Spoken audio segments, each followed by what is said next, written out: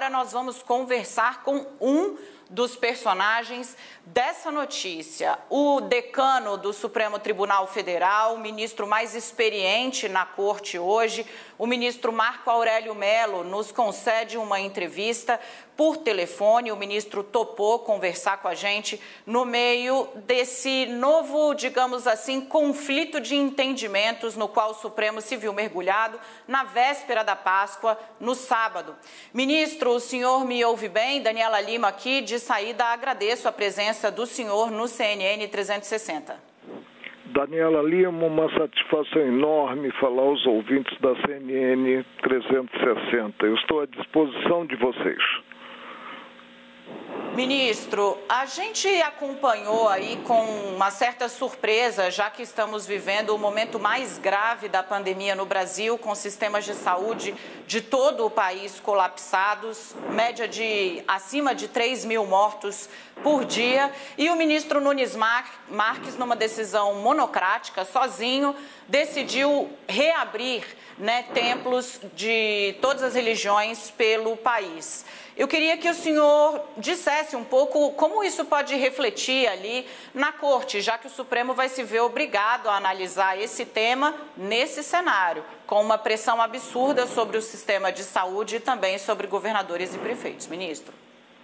A hora é de temperança, a hora é de compreensão. Digo que a hora é de apego maior a princípios.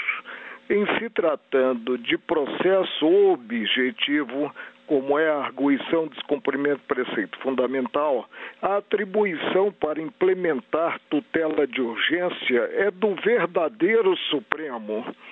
Qual é o verdadeiro Supremo? É o representado pelo plenário. Se você ficou surpresa, e também a população em geral, com o ato do ministro no mais novo da corte, eu também fiquei, depois de 42 anos, em colegiado julgador, em penada única, com uma pressa que eu não entendi, ele implementou essa medida cauteladora. Por que não, então, liberar outros setores? Nós temos que perceber a gravidade da pandemia. É indispensável que a ficha do brasileiro caia, que o brasileiro não espere uma morte no âmbito da própria família e que adote providências. A melhor vacina hoje é a vacina do isolamento. Nós só conseguimos vacinar cerca de 9% da população. Então nós precisamos ter cautela, nós precisamos nos resguardar quanto a esse vírus que é tão pernicioso. Ministro Marco Aurélio Mello, trazendo aqui o entendimento, pedindo temperança e revelando também certa surpresa. Ministro, aqui a gente sempre faz a conversa da forma mais ampla possível. Então, vou passar a palavra à minha colega, a Tainá Falcão, que está nos nossos estúdios, e em seguida acho que nossos analistas também vão pedir 1 minuto da sua atenção. A gente vai, claro, respeitar o tempo do ministro, que é precioso, mas é importante a palavra que o senhor traz ao Brasil agora. Tainá? Oi, ministro, boa tarde. Recentemente a gente viu surgir um movimento com a participação de lideranças dos 3 poderes para tentar solucionar a pandemia ou ao menos dar um direcionamento para as ações de enfrentamento à pandemia aqui no Brasil. O senhor não acha que esse tipo de assunto poderia ser resolvido antes, em outras esferas, por outras frentes, antes de chegar ao Supremo? Sem dúvida, o Supremo não governa o país. O Supremo não é executivo. Nós temos o executivo nacional, temos o executivo estadual e o municipal. E no trato da saúde há um condomínio, aguardando e esperando-se que a coordenação nesse condomínio seja do presidente da República. É preciso que ele realmente coordene os trabalhos dos estados, trabalhos dos municípios, visando o melhor para a população brasileira. Ministro, nosso analista Yuri Pita agora fala com o senhor. Yuri, bem-vindo. Oi, Dani, boa tarde, obrigado. Boa tarde, ministro. Uma discussão que está colocada nessa questão específica, ministro, é sobre quem poderia entrar com essa arguição. No caso da ação que foi, da arguição decidida pelo ministro Nunes Marques, foi a ANAJURE, a Associação dos Juristas Evangélicos. Numa das ações com o ministro Gilmar Mendes, existe um Conselho Nacional de Pastores que ele disse que não é permitido, que não tem legitimidade. Eu queria que o senhor explicasse para quem está nos vendo hoje como que se define essa legitimidade, quem que pode arguir um preceito fundamental, que é o que está em torno dessa discussão, o direito de liberdade religiosa. Há uma legislação prevendo a legitimidade para a arguição, como também prevê a legitimidade para a ação direta de inconstitucionalidade por omissão ou para ação declaratória de constitucionalidade. Nós, no Brasil, não precisamos de mais leis. Nós precisamos de homens, principalmente homens públicos, que observem a legislação existente e que os advogados atuem com técnica, com apego à melhor técnica, evitando, portanto, atos que são atos simplesmente de fachada. Precisamos realmente ter uma compenetração, como eu disse, compenetração quanto ao difícil momento vivenciado na pátria. Ministro, Renata Agostini, agora nossa analista aí em Brasília, fala com o senhor. Renata, boa tarde, bem-vinda. Boa tarde, ministro. Bom tê-lo aqui no CNN 360. Ministro, na decisão de hoje, o ministro Gilmar Mendes, ao se debruçar sobre essa questão, ele diz que o que se coloca é se o conteúdo normativo desses preceitos fundamentais, se isso estaria violado pelas restrições à realização de cultos. E ele, então, faz uma ponderação. Ele diz que quer me parecer que apenas uma postura negacionista autorizaria a resposta em sentido afirmativo. Gostaria de saber se o senhor concorda que há um debate sobre uma visão negacionista incluída no que se coloca agora em questão, liberação de cultos ou não, e também como evitar que a gente tenha de forma repetida na corte decisão monocrática versus decisão monocrática e a população absolutamente confusa, né, diante desses sinais que vêm da corte. Olha, o Supremo está no primeiro semestre do ano judiciário. O Supremo não está em férias coletivas. O Supremo não está em janeiro, não está em julho. O Supremo não está no recesso do judiciário, que é do dia 20 de dezembro ao dia 31. Então é preciso que se acione, principalmente em se tratando de uma ação nobre, como é a arguição de descumprimento de preceito fundamental, o colegiado. Nós estamos tendo todas as quartas e quintas sessões plenárias por videoconferência, onde há a salutar troca de ideias entre os integrantes da Corte. A individualidade precisa ser colocada em segundo plano. Ministro Marco Aurélio Mello, ministro, eu vou agradecer novamente. Perdão, Renata, pode concluir, perdão. Só insistindo, ministro, no primeiro ponto, o senhor entende que esse debate sobre uma visão negacionista, ele está incluído no debate em questão? Pode estar incluído e não podemos negar a realidade. Não podemos negar que fomos surpreendidos aí pela pandemia e nós, desde cedo, nós percebemos que o exemplo vem de cima. Quando o presidente da República simplesmente ele diminui a importância da crise, isso evidentemente abre um caminho largo para o cidadão comum proceder como normalmente procederia. É preciso que haja, como eu disse, temperança e compenetração, e partindo principalmente do poder central, do presidente da República. Ministro Marco Aurélio Mello, eu vou agradecer novamente a presença do senhor aqui, passar a palavra ao Leandro Rezende, do Rio de Janeiro. O nosso time inteiro, ministro, foi mobilizado e quer aqui, claro, participar dessa conversa. Leandro, boa tarde, bem-vindo. O ministro te ouve. Dani, boa tarde para você. Boa tarde, ministro. Obrigado mais uma vez por estar conversando com a gente aqui no 360. O senhor fez agora, né, já tinha feito antes, mas fez uma cobrança ao presidente de que o comportamento dele acaba influenciando as pessoas a agirem como se não estivéssemos vivendo numa pandemia. O que o Supremo Tribunal poderia ter feito ou poderia fazer para cobrar de maneira mais enfática um comportamento que eu acho que o senhor repude como adequado do presidente da República na condução da pandemia, ministro? O Supremo, de início, só age mediante provocação. É preciso que ocorra uma provocação e por parte legítima. Em segundo lugar, nós deveríamos presumir o que normalmente ocorre.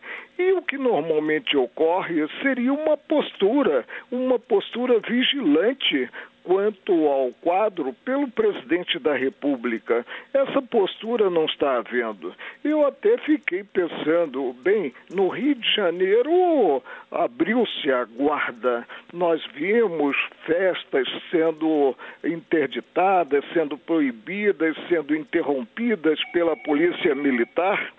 Alô? Então, estamos aqui, ministro. Estamos ouvindo o senhor perfeitamente.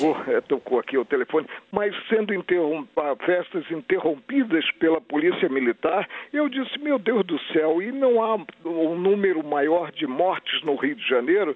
Será que Cristo Redentor, né, está protegendo tanto a cidade? Mas nós vimos ontem, pelas notícias, que um dos maiores índices em termos de mortes está no Rio de Janeiro. E isso já era esperado, no que o brasileiro baixou inteiramente a guarda, quando deveria realmente atuar com absoluta cautela, se protegendo.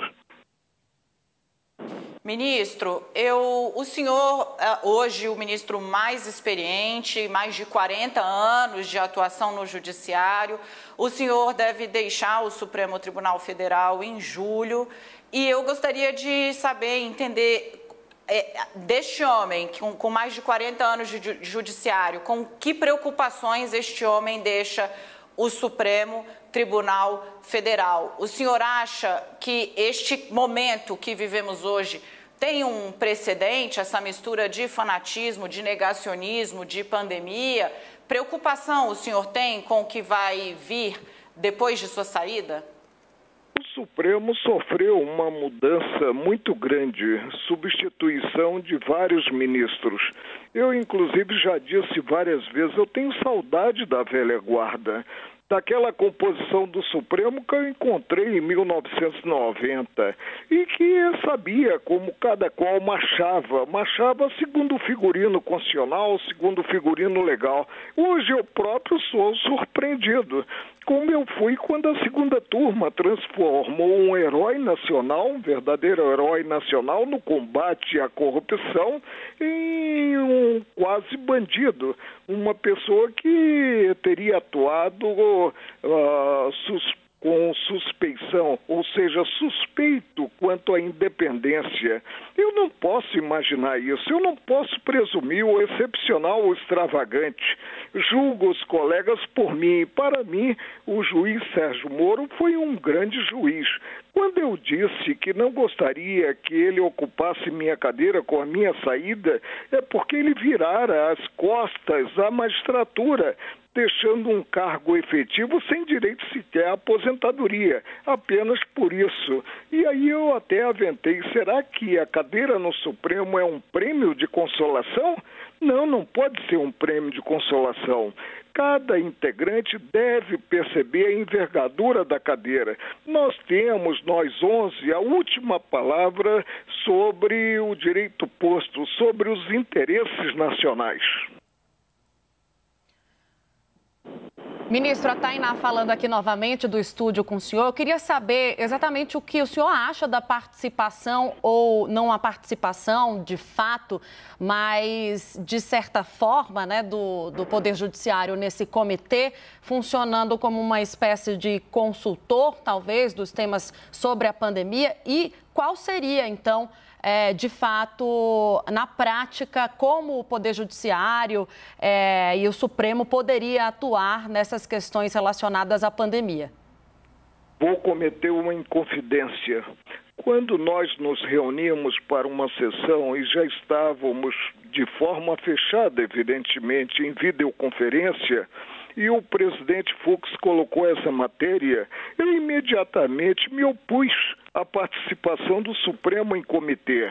E aí ele recuou, mas disse que então o Conselho Nacional de Justiça, que não é órgão em si do Judiciário, é um órgão administrativo, indicaria uma pessoa. Eu tornei a perguntar a ele: Vossa Excelência está submetendo essa matéria ao plenário? Porque se estiver, eu vou votar contra. Por que vou votar contra? Porque preside o Conselho Nacional de Justiça o presidente do Supremo e haveria, a priori, um comprometimento, portanto, da parte daquele que encerra a última trincheira da cidadania, que é o Supremo. Ministro, eu vou fazer um apelo ao senhor, se o senhor puder ficar conosco mais 6 minutos, porque assim eu consigo fazer com que meus analistas sejam sintéticos, mas possam fazer uma segunda pergunta ao senhor. É possível? Se sim, chamo já o Yuri Pita. Vamos esclarecer a população brasileira nessa hora de aflição. Muitíssimo obrigada, Yuri. O ministro te ouve. Obrigada. Obrigado, Dani. Ministro, vou aproveitar, a Dani já falou que o senhor é o decano da Corte. Semana passada nós vimos uma situação inusitada no país de troca dos 3 comandantes das Forças Armadas. O senhor, como decano do Supremo, como que o senhor viu o que aconteceu semana passada? Eu disse que o presidente da República pode, evidentemente, modificar o ministério, ou seja, pode alterar a titularidade de qualquer ministério situado na Praça dos Três Poderes. Mas nós devemos, tanto quanto possível, buscar a estabilidade. A saída do general Fernando do Ministério da Defesa, a saída dos comandantes das 3 armas, não foi algo positivo, a meu ver, em termos de estabilidade, em termos de segurança jurídica. Agora, só posso desejar que o presidente tenha acertado com as escolhas subsequentes. Renata Agostini, vem para cá. Ministro, gostaria de retomar a fala do senhor há pouco, quando o senhor se disse surpreendido quando a segunda turma, nas palavras do senhor, transformou um quase herói nacional num bandido, ao se referir à suspeição do ex-juiz Sérgio Moro. Como é que o senhor vê os caminhos dos casos, então, da Lava Jato hoje na Corte? A Lava Jato, então, está sob risco depois dessa decisão dos seus colegas na segunda turma? A Operação Lava Jato, ela implicou uma mudança de rumo, porque pela primeira vez nós vimos pessoas poderosas sofrendo a persecução penal e sendo condenadas. Agora eu indago, suspeito o juiz Sérgio Moro e nas situações concretas em que ele implementou a absolvição, ele também se mostrou suspeito, alguma coisa aí no sistema não fecha. E não podemos presumir o excepcional, ou seja, que um magistrado personificando o Estado julgador, não seja uma pessoa equidistante considerado conflito de interesse. Processo, como eu costumo dizer, não tem capa.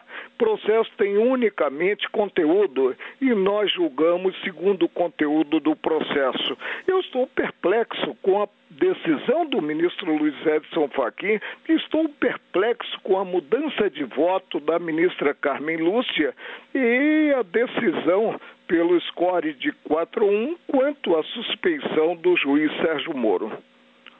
Eu creio que foi um score de 4-1 ou 3-2, né?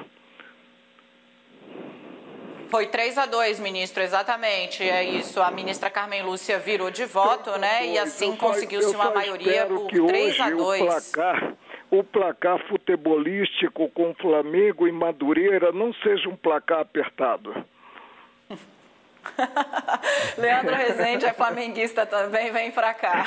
Não, corrigindo aqui, Rede Nacional, sou vascaíno, ministro, mas não vou entrar nesse mérito futebolístico. Não há problema, eu tenho um genro vascaíno e minhas 3 netas são vascaínas. Ministro, vou aproveitar então a rivalidade futebolística para te perguntar, né?